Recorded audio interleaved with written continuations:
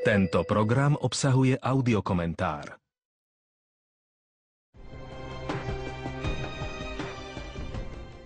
Srdce sa mi rozbúchalo tak silno, že som sa bál pohnúť. Krvácavé stavy môžu byť nebezpečné. Sčasti pri nich dochádza k vážnym komplikáciám.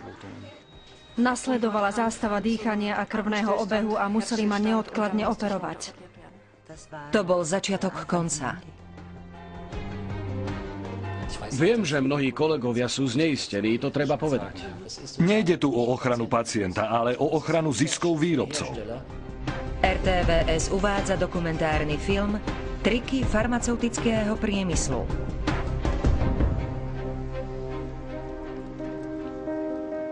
Alexandra Čechová bola vitálna mladá žena. Pravidelne behávala, zdravo sa stravovala. V roku 2009 sa ako 26-ročná radila so svojou gynekologičkou o antikoncepcii. Kedysi som športovala. Nechcela som pribrať a trpieť výkyvmi nálady.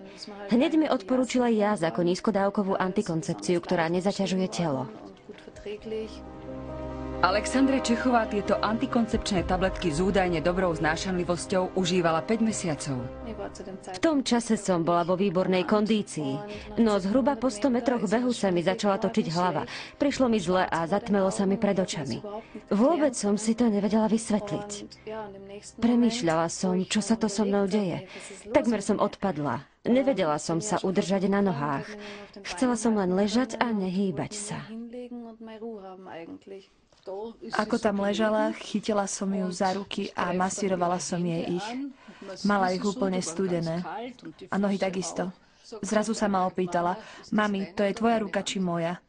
V tej chvíli mi bolo jasné, že sa deje niečo vážne. Mladú ženu previezli v bezvedomí do nemocnice.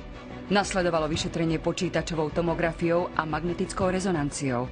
Nakoniec bola diagnóza jasná. Mŕtvica, krvná zrazenina v mozgu.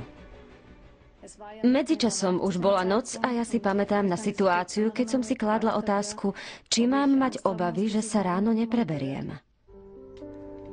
Po 3 týždňoch v nemocnici ju čakala rehabilitácia. Ľavú ruku mala úplne nevládnu. S námahou sa musela učiť znova ňou hýbať. Jej otec je lekár a podieľal sa na hľadaní príčiny mozgovej príhody. Dcéra absolvovala v nemocnici rozsiahle vyšetrenia najmä na kardiológii a zisťovali jej aj parametre zrážanlivosti krvi. Našťastie všetko je v poriadku, je úplne zdravá. Jedinou možnou príčinou a jediným vysvetlením tak zostalo užívanie tej spornej hormonálnej antikoncepcie. Poznám dokonca ďalšiu ženu z našej obce, ktorá ako 18-ročná utrpela pľúcnu embóliu. Keď sa v Rakúsku povypitujete v okruhu svojich známych, vždy sa dopočujete aj o ďalších prípadoch. Profesor Gerd Gleske z Brém sa zaoberá výskumom liekovej politiky. Pozná problémy s antikoncepčnými tabletkami 4. generácie s účinnou látkou drospirenón. Pokladám za katastrofu, ak nie priamo za škandál, čo sa v súčasnosti deje v rámci antikoncepcie. Nežiaduce účinky, ako napríklad trombózy, sa vyskytujú dvojnásobne častejšie než pri starších preparátoch. Pritom tieto rizikové tabletky dnes patria k najviac predpisovaným. Neviem pochopiť, prečo sa lekári držia názoru, že novší liek musí byť zaručene lepší, ako by si neuvedomovali riziko, ktoré pre ženy znamená zvýšený výskyt trombóz. Tie môžu mať za následok dokonca i smrť.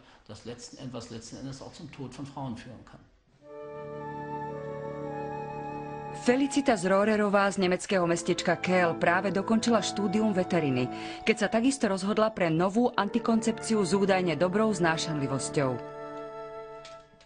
Objednala som sa k svojej gynekologičke, lebo som chcela antikoncepciu. A ona mi ako prvé spomenula tieto tabletky. Povedala, že najmä ženy, ktoré s hormonálnou antikoncepciou začínajú, ich znášajú mimoriadne dobre a vlastne mi neuviedla žiadne alternatívy. Dokonca mi priamo v ambulancii dali prvé balenie zadarmo. Tieto tabletky som brala 8,5 mesiaca. Príbalový leták vyzdvihuje ako bonus preparátu Jasminel zachovanie štíhlej línie a za jeho výhody označuje ďalej faktor feel good a smile effect. Zhruba po 6 mesiacoch som si všimla, že sa mi čoraz ťažšie dýcha.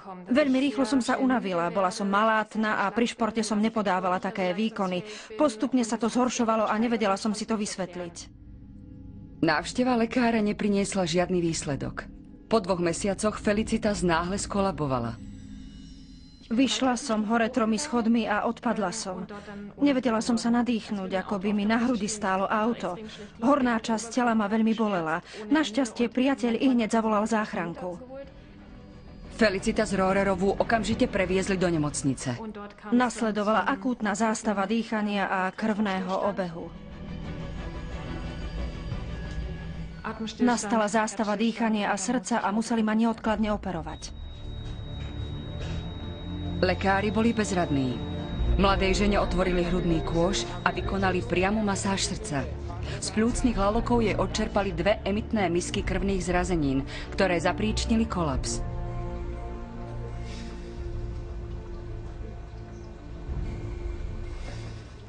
Veľmi sa bojím tmy, lebo práve tá sa mi najviac vrila do pamäti z obdobia, keď som bola v kóme. Nepredstaviteľne čierno-čierna tma. Felicitas Rohrerová mala šťastie. Obojstranné pľúcne embólie neprežije veľa ľudí. Čoskoro sa vynorilo podozrenie, že tento dramatický stav mohla spôsobiť antikoncepcia. Na príbalovom letáku sa uvádza, že pri užívaní tabletiek Jasminel rastie riziko žilovej trombózy. So stúpajúcim vekom, keď máte nadváhu a keď niekto z vašich priamych príbuzných mal v mladosti krvnú zrazeninu. Ďalej sa tam píše: Zo 100 000 žien, ktoré užívajú antikoncepciu, ako je Jasminel, sa môže u 30 až 40 ročne vytvoriť krvná zrazenina. Skutočnosť, že je to takmer dvojnásobne viac ako pri iných tabletkách, sa tam však nespomína. Zdravo som sa stravovala, veľa som športovala, nemala som žiadne rizikové faktory. Preto som, podobne ako iné ženy, vychádzala z toho, že sa mi nemôže nič stať. Nevedela som, že pri týchto tabletkách je vyššie riziko vzniku trombóz než pri iných. Na to ma neupozornil príbalový leták, ani moja gynekologička, ani nikto iný. Keby som o tomto zvýšenom riziku vedela, tak by som ich samozrejme nebrala. Pani Rohrerová sa pomaly zotavila. Spočiatku bola odkázaná na invalidný vozík a musela sa znova naučiť chodiť. Svoje pôvodné povolanie veterinárky nemôžem vykonávať v takej forme, ako som chcela. Keďže mi prerezali hrudnú kosť, nesmiem zdvíhať bremená ťažšie než 5 kilogramov. Musím brať lieky na riedenie krvi, ktoré majú silné vedľajšie účinky a nesmiem pritom otehotnieť. Vnímam to ako obrovskú újmu. Vždy som túžila po rodine, chcela som mať najmenej 3 deti. Je veľmi ťažké zmieriť sa s tým, že 8 mesiacov užívania týchto tabletiek má pre mňa celoživotné následky a zrejme nikdy nebudem mať deti. V tomto zmysle zaúčinkovala tá antikoncepcia, tak povediac, natrvalo. Prípad Felicitas Rohrerovej nie je ojedinelý. Skupina žien, ktorá pravidelne berie takéto tabletky, je veľmi veľká. O to dôležitejšie je zohľadňovať jednotlivé rizika. Navyše vieme, že v Spojených štátoch bolo hlásených asi 200 prípadov úmrtí. Koncern Bayer musí rokovať o odškodnom, ktoré je od neho vymáhané.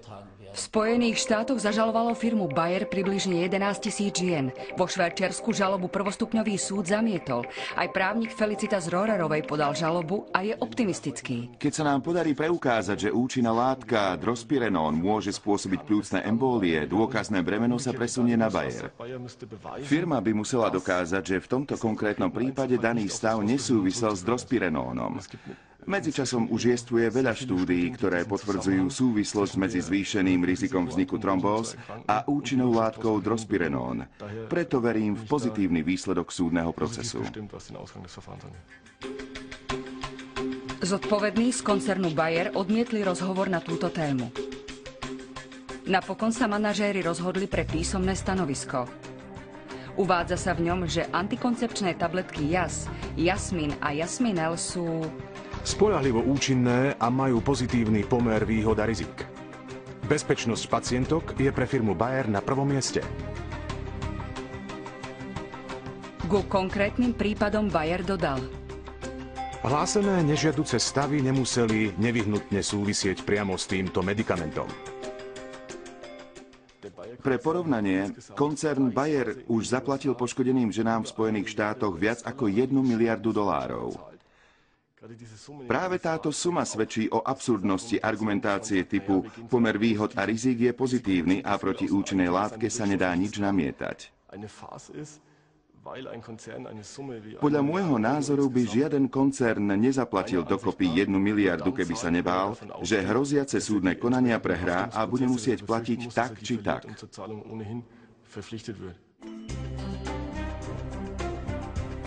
Ale prečo sú tieto preparáty vôbec povolené?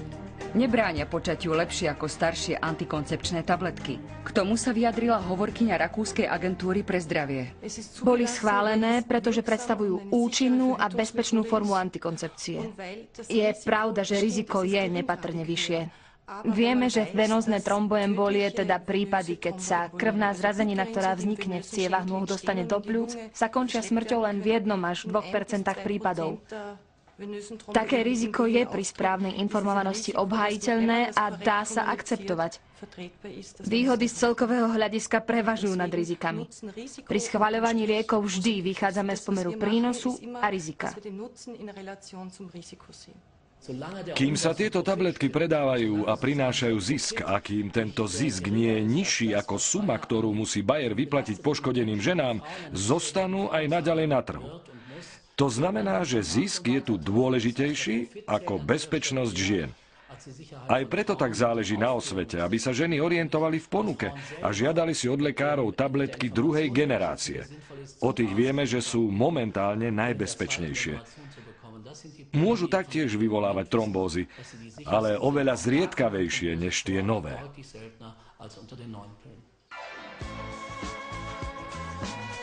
O obraty a zisky farmaceutických firiem išlo aj v 60. rokoch, keď ženské klimaktérium, teda prirodzený stav, zdravotníci predefinovali na chorobu. Substitučnú hormonálnu liečbu vychvaľovali ako studnicu mladosti dokonca aj v televízii. Estrogény nahrádzajú stratu prirodzených hormónov. Ani ich dlhodobé užívanie nie je škodlivé. Ženy v prechode by nemali zanedbať včasnú konzultáciu so svojím lekárom, aby im mohol čo najskôr predpísať jedinú liečbu, ktorá ich dokáže zbaviť ťažkostí, a to hormonálnu terapiu. Ženy, ktoré užívajú hormóny, sú lepšie chránené pred rakovinou prsníka a maternice ako tie, ktoré žiadne neberú. Dokázali to početné výskumy z celého sveta. Kampaň bola úspešná. Takmer polovica žien dostávala hormonálne prípravky. Je to úplne prirodzená fáza v živote žien. Klimaktérium však definovali ako chorobu. Považujem to za jednu z najväčších katastrof posledných 10 ročí v medicíne. Neexistuje žiadna iná tak široko nasadzovaná skupina liečiv, pri ktorej by sa neskôr zistilo, že spôsobila také vážne újmy. Hormóny sa predpisovali takmer 30 rokov, až potom sme zistili, že v skutočnosti išlo o zavádzanie. Z publikovaných štúdií vyplynulo, že pravidelné užívanie hormónov vedie u žien k vyššiemu počtu infarktov, mŕtvic, trombóz, ale aj rakoviny prsníka. Následne nám došlo, že sa taký dlhý čas aplikovala liečba, pre ktorú nejestvovali dôkazy, vedecké opodstatnenie. Istý nemecký expert vyhlásil, že ide o škandál väčších rozmerov než pri lieku Contergan, keďže sa týkal vyššieho počtu ľudí. Sme na Georgetownskej univerzite vo Washingtone. Farmakologička Adrienne Few-Bermanová sa ako znalkyňa zúčastnila súdnych procesov medzi ženami s rakovinou prsníka a výrobcami substitučných hormonálnych preparátov. Ako odborná znalkyňa som mala možnosť nahliadnúť do interných dokumentov spoločnosti. Skutočne ma šokovalo, do akej miery farmaceutický priemysel ovplyvňoval informácie o hormonálnej terapii v odborných časopisoch, na lekárskych kongresoch, ale aj v publikáciách pre laickú verejnosť. Mal pod kontrolou všetky zdroje informácií o substitučnej hormonálnej liečbe. Podozrenia, že hormonálna terapia v menopauze môže mať aj riziká, sa objavili už čoskoro. Výrobcovia ich však presvedčivo zľahčovali. Gynekológovia krátko na to zaregistrovali zvýšený výskyt karcinómov prsníka, ale obavy z možnej súvislosti s umelými hormónmi sa podarilo rozptýliť. Chirurg Raimund Jakeš, ktorý sa špecializuje na rakovinu prsníka, pritom pred nimi varoval už dávno. Nepredpísal som ich ani jediný raz v živote. Bolo mi to jasné už od začiatku a dostal som sa tým do sporu s mnohými lekármi, ktorí ma ostro kritizovali.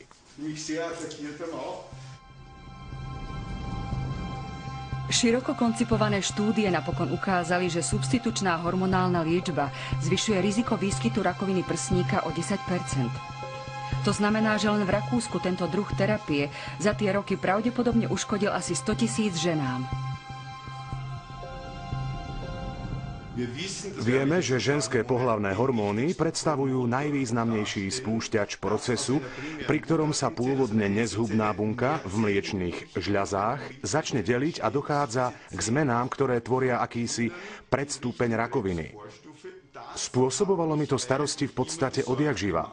Ale až postupne po 10 ročiach sa začali objavovať štúdie, na základe ktorých došlo pomerne rýchlo k zmene postoja na celom svete.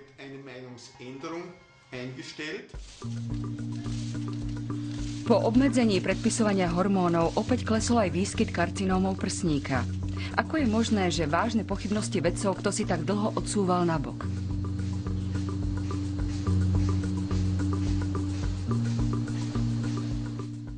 Mnohé články uverejnené v odborných časopisoch nenapísali vedci, ale autori, ktorých priamo platil Wyeth, najväčší výrobca týchto hormonálnych preparátov.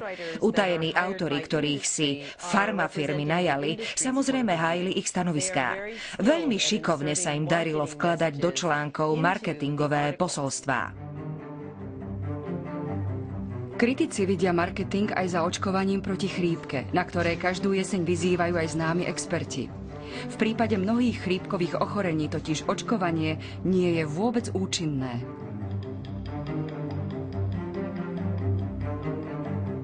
Influenza, takzvaná pravá chrípka, je závažné ochorenie, na ktoré sa dá zomrieť.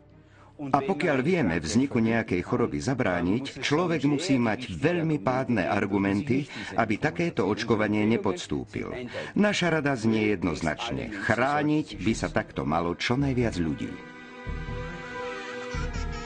Očkovanie sa odporúča najmä deťom a starým ľuďom.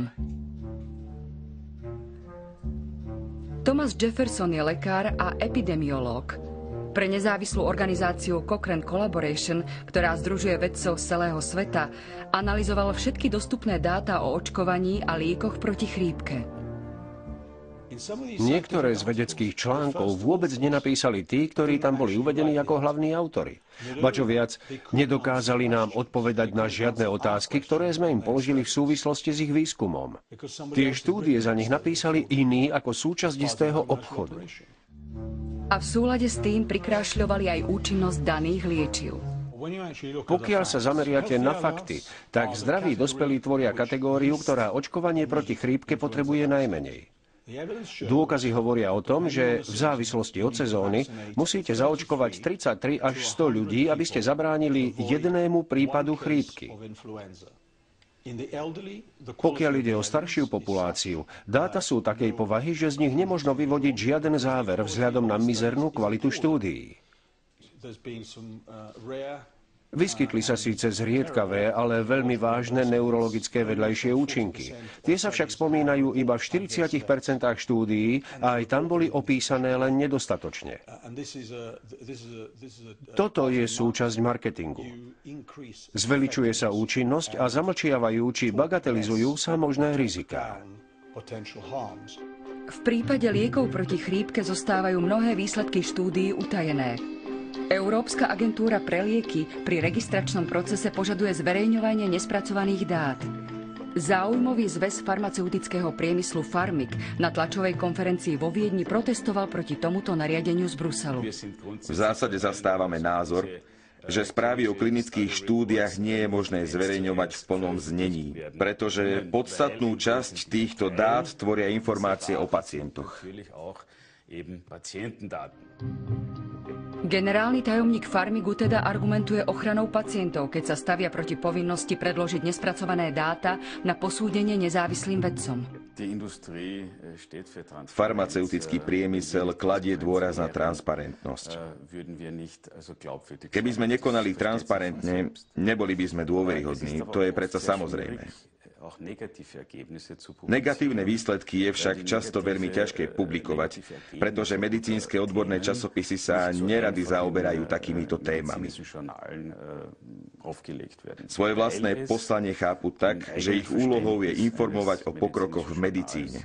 To sú príťažlivé témy, ktoré sú v súlade s ich čisto osobnými záujmami, ktorými sú náklad a čítanosť.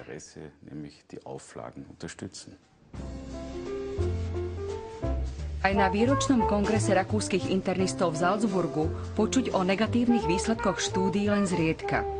Jochen Schuller, podobne ako mnohí jeho kolegovia, sem prichádza, pretože účasť sa počíta do ďalšieho odborného vzdelávania. Kongres sponzorujú farmafirmy. Tieto stretnutia sú v prvom rade burzami informácií. Musíte na ne chodiť minimálne raz, dvakrát ročne, aby ste vedeli, kam sa uberá vývoj. Treba na rovinu priznať, že organizácia kongresov by bez farmaceutických firiem nebola možná, pretože stoja milióny. Oni tieto peniaze radi investujú a je prirodzené, že tam potom chcú prezentovať svoje výsledky. Ide o reklamu a preto neunikne nikto. Aj keď si o sebe myslíte, že si dokážete zachovať kritický odstup, tie pestré obrázky a slogany vás ovplyvnia. Ide o výmenu názorov, pri ktorej majú často navrch práve výrobcovia. Tí sa v nedávnej dobe intenzívne zamerali na novú generáciu liekov na riedenie krvi, tzv. Antikoagulancií. Mali uľahčiť prevenciu vzniku infarktov, trombóz a mozgových príhod.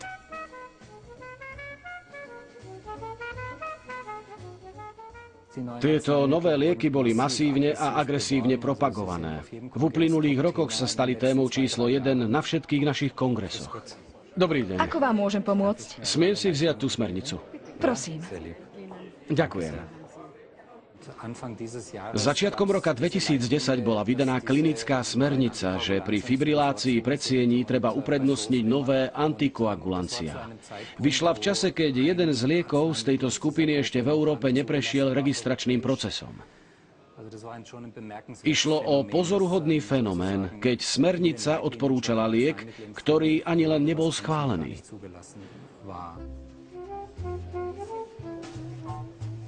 Smiem si to zobrať?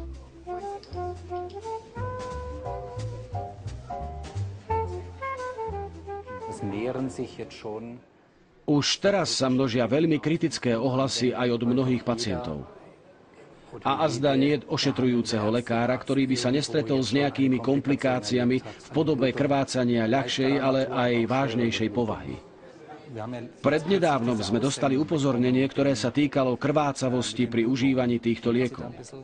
Všetci 3 či 4 výrobcovia nám zaslali varovania, v ktorých nás vystríhali pred ich predpisovaním v prípadoch, ktoré nie sú presne indikované. Ak máte záujem o konkrétnejšie informácie, obráťte sa prosím na naše komunikačné oddelenie. Môžem vám dať vizitku, ak chcete. Áno, prosím. Nech sa páči, myslím, že tam vám poradia. Viem, že mnohí kolegovia sú zneistení, to treba povedať. Hans Gomboc zneistel tiež. Primár oddelenia anestézie a intenzívnej medicíny Všeobecnej nemocnice v Linci medzi prvými upozornil na súvislosť medzi novými liekmi na riedenie krvi a zvýšeným výskytom krvácaní. Ide o pomerne častý jav. V našej nemocnici sa s takýmito krvácavými stavmi stretávame asi raz týždenne. Môžu byť nebezpečné a z časti pri nich dochádza k vážnym komplikáciám. Máme obavy, že prípadov bude pribúdať, pretože tie lieky berie čoraz viac pacientov. Aj Frowald Kogler užíval moderné lieky na riedenie krvi a už zakrátko pocítil, aké to môže byť riskantné. Išli sme sa naobedovať a ja som zrazu nemohol nič prehltnúť. Mal som objednané pivo, ale ani to som nedokázal vypiť. Prudko mi klesol tlak, tak sme zavolali záchranku. Previezli ma do nemocnice a tam mi ihneď zaviedli takú tú trubičku, neviem ako sa to volá. Tak zistili, že krvácam do žalúdka. Bolo to veľmi vážne. Problém týchto liečiv spočíva v tom, že k nim neestvujú antidotá na zvládnutie krvácavých stavov. Snažíme sa ich riešiť v prvom rade chirurgicky pomocou endoskopie, gastroskopie a podobne. Zvykneme počkať, kým ich účinok pominie, ale to nie je vždy možné. Pokiaľ neúspejeme, snažíme sa krvácanie zastaviť podaním liekov na zrážanlivosť. Neviem povedať, prečo boli tieto antikoagulancia schválené bez príslušných antidot, no spôsobuje nám to obrovské problémy. Aj pri dosiaľ používaných kumarínoch dochádzalo ku krvácaniam, no oveľa zriedkavejšie. A dali sa zvládnuť podaním antidota, teda látky s opačným účinkom. Úrady pre kontrolu liečiv o týchto problémoch vedia. Isté, že ide o nevýhodu, že blokovanie riediaceho účinku je zložitejšie ako pri tradičných produktoch dostupných na trhu. No zároveň treba dodať, že pacienti, ktorí užívali kumaríny, museli neustále podstupovať koagulačné testy a v prípade niektorých z nich bolo podstatne náročnejšie správne nastaviť dávkovanie. Úrady Spojených štátov odmietli nové lieky pri istých indikáciách schváliť. Pre mnohých lekárov zostáva záhadou, prečo naše odborné spoločnosti okamžite odporúčili ich používanie. Väčšina lekárov sa pritom drží klinických smerníc. Samozrejme, farmaceutické firmy vyvíjajú enormný tlak na tvorcov smerníc a odborné spoločnosti, ktoré nezriedka spolufinancujú. Keď vás navštíví zástupca firmy a vyčerpáte už všetky argumenty, na konci príde vždy ten zásadný a tým je klinická smernica. Nechcete predsa konať v rozpore so smernicou. A keďže to nechce nikto, býva to rozhodujúci argument. Myslím, že smernice sú dôležité, pretože v ideálnom prípade odzrkadľujú aktuálnu úroveň poznania. Ale v uplynulých rokoch sme sa opakovane presviečali o tom, že sa môžu aj kruto myliť. Pri liečbe cukrovky sa v smerniciach dlhý čas uvádzalo, že dlhodobú hladinu cukru v krvi treba konzekventne znižovať na úroveň blízku normálnej hodnote. A toto je ten inhibítor? SGLT2. Cukor sa vylučuje? Presne tak, prostredníctvom moču. Tieto lieky sú novinkou. Pokiaľ ide o liečbu diabetu, zaujímavosťou je, že len v nemecky hovoriacich krajinách jestvujú 3 či 4 rôzne smernice, ktoré sa v detailoch líšia. Ak si pozriete skupiny ich autorov, či tých, ktorí sa podieľajú na tzv. Expertnom konsenze, zistíte, že väčšina z nich má silné väzby na farmafirmy, teda výrobcov liekov. Thomas Pieber vedie oddelenie endokrinológie a metabolizmu na univerzitnej klinike v Gráci. Ako uznávaný expert na diabetes je presvedčený, že radikálne medikamentózne zníženie hladiny cukru nie je žiadúce. Práve naopak. Nezávislé štúdie ukazujú, že môže škodiť. Dosiaľ sme sa držali predstavy, že znižovanie hladiny cukru je prospešné a jej udržiavanie v normálnych či takmer normálnych hodnotách dokonca veľmi prospešné. Na základe rozsiahlych štúdií s tisíckami pacientov sa však ukazuje, že ak to urobíme, vyvoláme tým problémy. U pacientov sa častejšie vyskytujú ťažké hypoglykémie, ktoré môžu byť sami o sebe veľmi nebezpečné, ale aj choroby srdca a krvného obehu. Iróniou je, že znížením hladiny cukru sme sa práve im snažili predísť.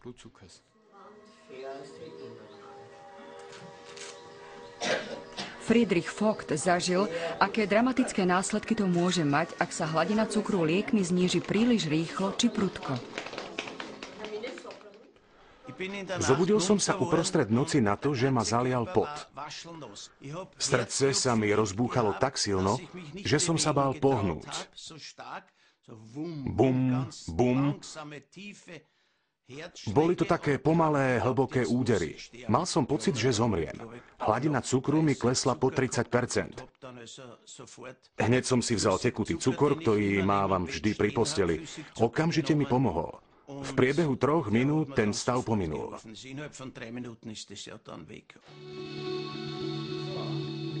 Lieky často nedokážu u diabetikov zabrániť ani obávaným poškodeniam nervov a poruchám prekrvenia dolných končatín.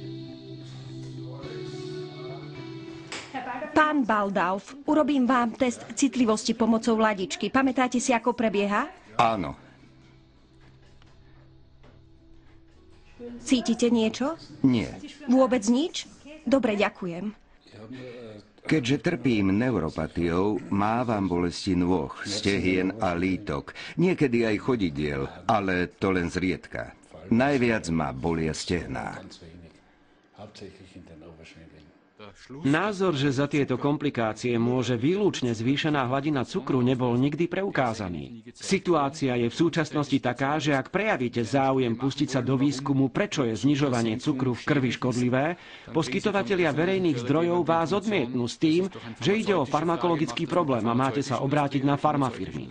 Tie však nemajú záujem zodpovedať túto otázku. V klinickej medicíne sme v postavení, keď mnohé významné problémy nemôžeme skúmať, lebo na to nemáme zdroje. Internista a odborník na poruchy metabolizmu Martin Klody je koordinátorom výboru pre klinické smernice Rakúskej diabetologickej spoločnosti. Znižovanie hladiny cukru v krvi stále vníma ako základ terapie. Vieme, že zvýšená hladina cukru v krvi škodí. Je to dokázané u ľudí, ale aj pokusmi na zvieratách. A vieme tiež, že ak ju udržiavame zníženú, poškodenia sú menej rozsiahle. Nie je celkom jasné, prečo sa u istej skupiny osôb objavia poškodenia skôr, prípadne sú závažnejšie. Ide asi o tretinu pacientov a istotne za tým bude nejaká genetická predispozícia. Aj keby napriek terapii poškodenia vznikali iba u tretiny pacientov, len v Rakúsku by šlo o 200 000 ľudí. Pán Baldauf mal hladinu cukru vždy nastavenú správne, ale problémom s nohami sa aj tak nevyhol. Profesor Klody napriek tomu trvá na svojich odporúčaniach. Diabetologické smernice boli zverejnené vo viedenskom klinickom týždenníku. Hlavný autor Martin Klody tam uvádza, v akých konfliktoch záujmov sa nachádza. Za prednášky a výskumy inkasoval honoráre od 14 farmafiriem, ktoré vyrábajú aj lieky pre diabetikov. Americký inštitút medicíny pritom odporúča, aby klinické smernice koncipovali vedci, ktorí nie sú ani v jedinom konflikte záujmov a teda nepoberajú honoráre od výrobcov liekov. Profesor Klody s tým nesúhlasí. Je nezmysel, aby smernice písali ľudia, ktorí nie sú v žiadnom konflikte záujmov. Podľa môjho názoru nemôžu ničím naozaj zásadným prispieť. Kto nepracuje s pacientmi, ťažko môže svoje poznatky uplatniť a revidovať v praxi.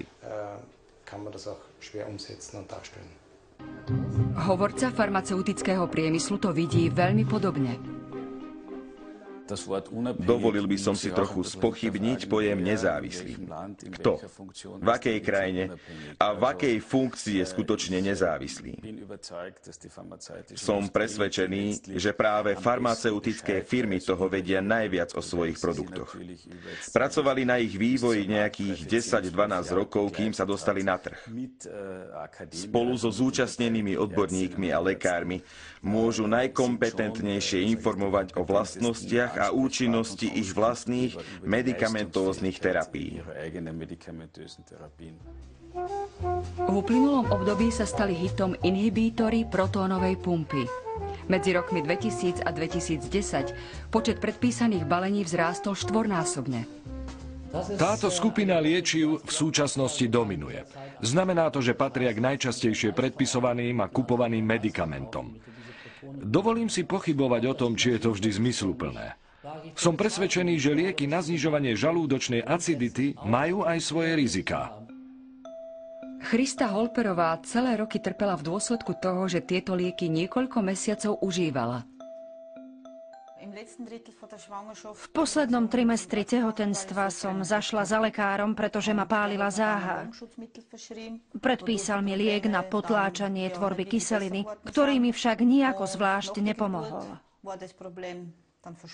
Po pôrode ťažkosti pominuli, no objavili sa iné, a to so znášanlivosťou potravín. Konkrétne nemohla som viac jesť chlieb, cestoviny, mliečne výrobky, syry či zmrzlinu, ktorú som milovala. Problémy mi nerobilo len minimum potravín.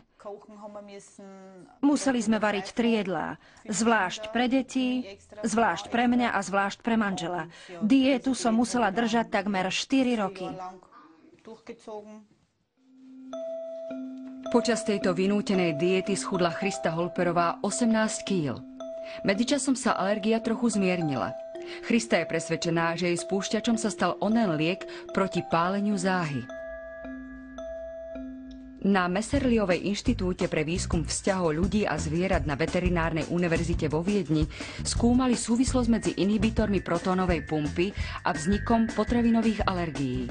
Vedecké pracovníčky priviedol na stopu istý pacient. Šlo o pacienta so zriedkavou alergiou na kaviár. A tým myslím skutočný pravý kaviár, čo je výnimočné a zaváňa to luxusom. U daného pacienta sa však prejavovali veľmi prudké reakcie. Pri rozhovore sme zistili, že v čase, keď jedol kaviár, užíval aj inhibítory protónovej pumpy, čo mohlo viesť k alergizácii. Začali sme teda kaviárom krmiť myši. Znášali ho veľmi dobre a chutili im. No keď sme ich ho podávali s inhibítormi protónovej pumpy, vyvinula sa u nich potravinová alergia. Tieto lieky znižujú obsah kyselín v žalúdku. U pacientov s peptickými vredmi je to žiadúce. A práve ich doktorka Jensen Jarolimová dôkladnejšie sledovala. U 15% týchto pacientov sme zaznamenali vznik precitlivenosti na potraviny, ktoré predtým znášali veľmi dobre. Napríklad zemiaky, paradajky či zeler. Riziko, že dôjde k rozvinutiu alergie, je teda vysoké. Ide o zámer prírody, že žalúdok má vlastnú prirodzenú schopnosť chrániť sa, ktorú užívaním takýchto liekov narúšame. Žalúdok totiž funguje tak, že sa v ňom nachádza istý enzym. A jeho úlohou je štiepiť proteíny, ktoré prijímame v jedle. Tento enzym však funguje iba vo veľmi kyslom prostredí. Užívanie týchto medikamentov vedie k neutralizácii kyselín v žalúdku.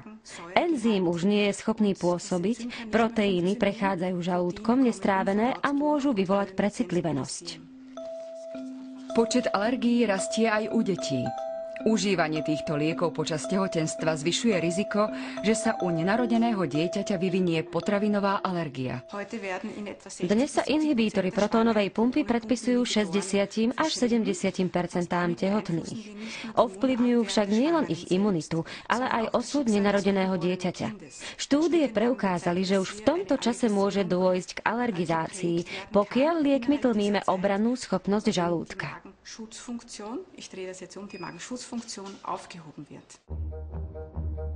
Ešte stále sú v móde aj vitamíny a výživové doplnky.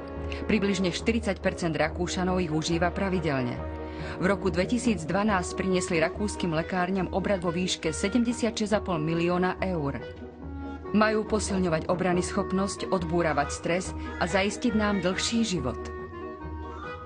Gerald Gartlener, vedúci rakúskej pobočky Cochrane Collaboration, spolu so svojím tímom v metaanalýzach zhrnul, ako to s tými vitamínmi vlastne je.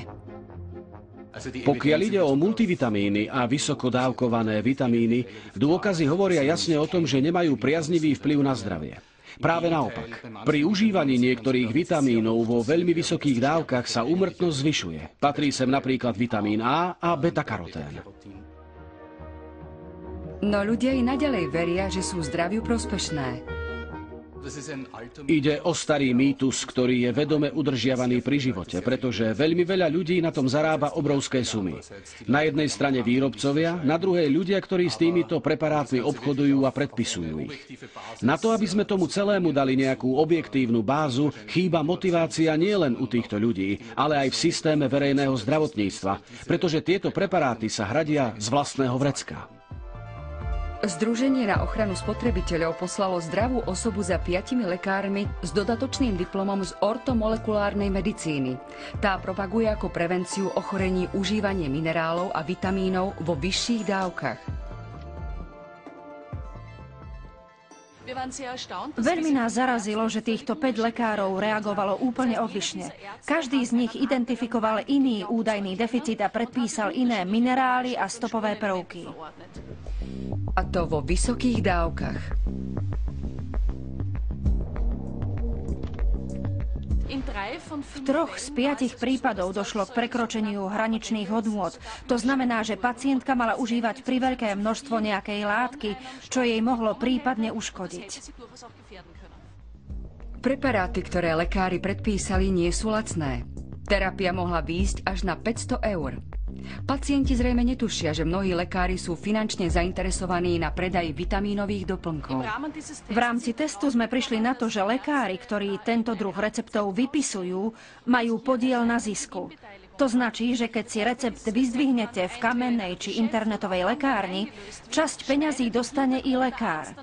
Išlo o pomerne vysoké sumy, pohybovali sa medzi 15 až 25% z ceny produktu. Ešte výraznejšie to je, ak lekár produkty priamo predáva. Ak vám niečo v ordinácii predpíše a sestrička vám to hneď vydá, ten podiel sa vyšplhá až k 40%.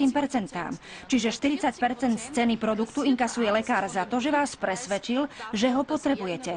Ide o previazanosť, ktorá sa nám vôbec nepáči. Požiadali sme dotyčných lekárov o stanovisko. Ilze Štraker-Jandlová nám písomne odpovedala, že predpísanie rozličných doplnkov výživy pri rovnakých laboratórnych výsledkoch neznamená, že by bola liečba chybná. A dodáva: nie som finančne zainteresovaná na predaj mnou predpísaných produktov. Zvyšní 4 testovaní lekári s diplomom z ortomolekulárnej medicíny sa k výsledkom odmietli vyjadriť. Pokladám to za nanajvýš neetické. Pretože pacienti a verejnosť sa na lekárov obracia s dôverou. Ak priamo či nepriamo profitujú z predaja týchto doplnkov, vidím v tom vážny etický problém. Pri zavádzaní nových liečiv sa často opakuje problematický postup. Najprv sa vyzdvihnú výhody a až postupne sa dostávajú na svetlo problémy. Inge Nachbauerovej z Vorarlberska zostali ako spomienka na manžela len fotky. Svoj život sa rozhodol ukončiť sám. Nepripúšťala som si, že by to mohol naozaj urobiť. Vyšiel z domu. Ja som práve kosila trávnik. Ešte na mňa zakričal: Miláčik, musím si ísť vyzdvihnúť lieky, prídem o chvíľku. No už sa viac nevrátil. Hardy Nachbauer skočil z tohto mosta do rokliny.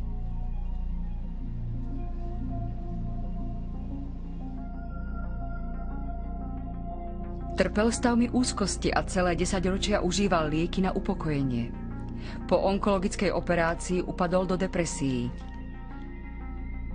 Predpisovali mu rôzne lieky, okrem iného aj nové antidepresíva druhej generácie.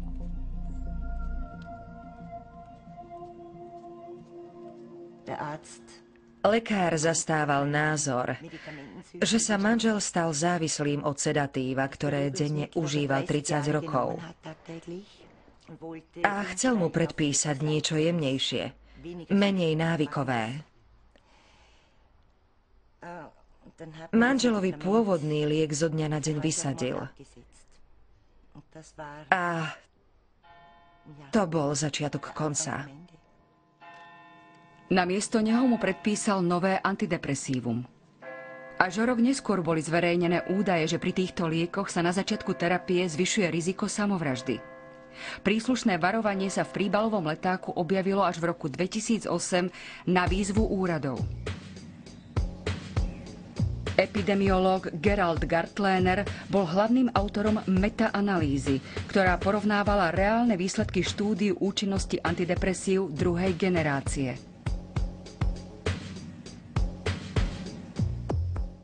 Výsledky boli pri všetkých v podstate rovnako zlé. Antidepresíva nepatria k liekom s dobrou účinnosťou. Takmer každému druhému pacientovi pri liečbe antidepresívami prvý liek nesadne a skôr či neskôr mu musí byť predpísaný iný.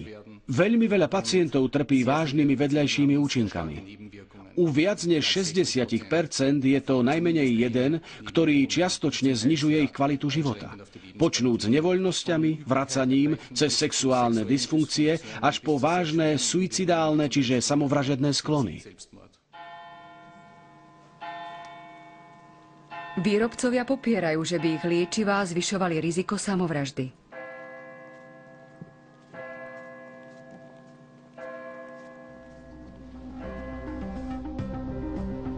IT manažérovi Haraldovi Steinwenderovi v roku 2009 poprvýkrát diagnostikovali syndróm vyhorenia. Nasadili mu antidepresíva novej generácie, ktoré mu však nepomohli. Keď som tie psychofarmaká užíval, prejavili sa u mňa veľmi silné vedľajšie účinky. Začalo sa to spánkovými atakmi. 5, 6, 7 krát za deň som skutočne zo sekundy na sekundu zaspal. Pokračovalo to elektrickými výbojmi z mozgu, ktoré vystreľovali do končekov prstov na rukách a na nohách. Nezvládal som ani najjednoduchšie činnosti. Väčšinu času som preležal. Pešo som nedokázal výjsť ani na prvé poschodie. Stručne povedané, cítil som sa ako 90-ročný starec. Teraz sa pán Steinwender nechal hospitalizovať na oddelení stacionárnej psychoterapie nemocnice v Tulne. Osvojuje si tam relaxačné techniky, pracuje s drevom a neužíva žiadne lieky. Vedúci Viedenskej univerzitnej psychiatrickej kliniky Siegfried Kasper napísal na tému depresií viac než 300 odborných článkov a vydal viacero kníh. Podieľa sa na tvorbe správ založených na expertnom konsenze o liečbe depresií, akejsi obdobe smerníc.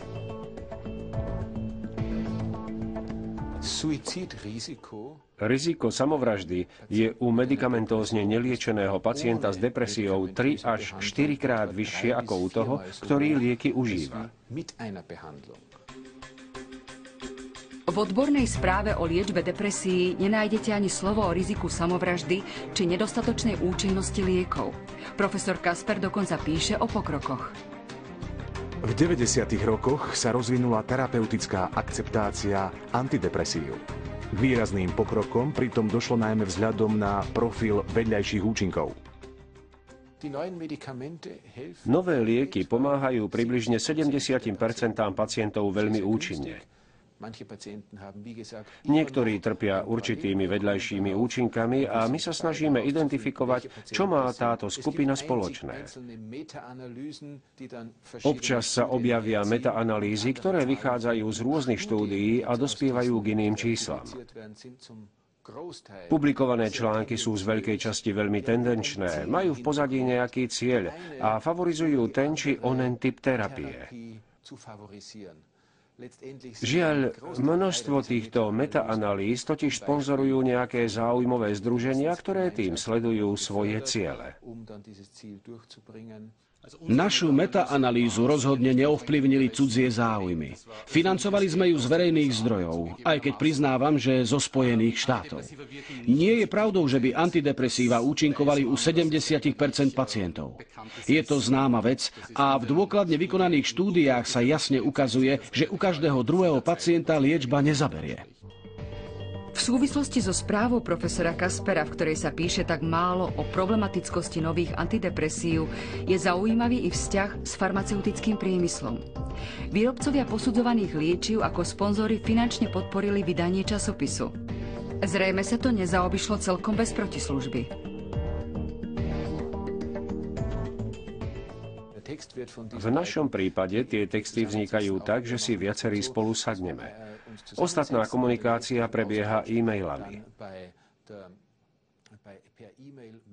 A následne text ešte skontroluje nejaký zástupca farmaceutického priemyslu, či sme tam nenapísali niečo, čo z odborného hľadiska považujeme za dôležité, ale nezodpovedá to schválenej indikácii daného lieku. Ide o kontrolu, či je liek možné takto predpisovať. Bohužiaľ, platí, že mnohí lekári, ktorí pôsobia v odborných spoločnostiach, sú v konflikte záujmov. Rozhodne je dôležité, aby boli tvorcovia klinických smerníc nezávislí, vychádzali z faktov a vyhli sa konfliktom záujmov. Výrobcovia liečiv ovládajú medicínsky výskum, pretože financujú veľkú časť štúdií. Terapie bez medikácie či výskumy nevýhod použitia liekov tak zostávajú vzácnou výnimkou. Mnohí v zdravotníctve si želajú, aby sa to zmenilo. My ako profesná skupina sa musíme znova naučiť zachovať si nezávislosť. Ide o dôležitú požiadavku, o ktorej tu v Grácii hovoríme už dlho. Čo nezávislosť znamená? Že klinický výskum nemôžeme robiť iba vtedy, keď ho financuje farmaceutický priemysel. Je vo verejnom záujme, aby sme porozumeli, ako nejaká choroba vzniká a aké má následky. Preto by sa na výskum mali nájsť aj prostriedky z verejných zdrojov. Treba do tejto oblasti vniesť viac transparentnosti. Povedal by som dokonca, že musí vzniknúť akási protiváha k verejnej mienke, lebo v tej dominujú informácie poskytované výrobcami. Veľmi mi tu chýba kritická opozícia a dôraz na ochranu pacientov. Je logické, že farmaceutický priemysel mal záujem, aby sa jeho produkty dobre predávali a má plné právo robiť im reklamu. Úlohou politiky je postarať sa, aby sa smernice, ktoré ovplyvňujú konanie lekárov a medicínsky výskum, podriaďovali inému cieľu, a to optimálnej liečbe pacientov. Na slovenskom znení spolupracovali Zoltán Litaši, Miroslav Fedor, Elena Grohová, William Tokár a Emil Spišák. Vyrobila RTVS 2015.